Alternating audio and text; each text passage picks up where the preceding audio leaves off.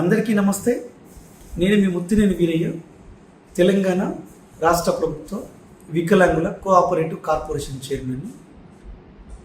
వికలాంగ సోదర సోదరిమణుల కోసం తెలంగాణ రాష్ట్ర వ్యాప్తంగా ఎవరైతే ఏదైనా సమస్యలతోని ఇబ్బంది పడుతున్నారో వాళ్ళ సమస్యలను పరిష్కరించడం కోసం మనం గత కొన్ని నెలలుగా నెలలో 1వ బుధవారం 3వ బుధవారం ప్రత్యేక గ్రీవెన్స్ని మనం ఏర్పాటు చేస్తున్నాం.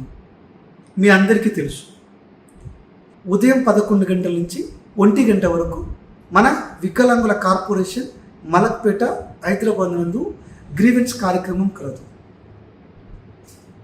వికలాంగ ఉద్యోగుల కోసం కూడా ప్రత్యేక గ్రీవెన్స్ ఏర్పాటు చేస్తున్న విషయం మీ అందరికీ తెలుసు.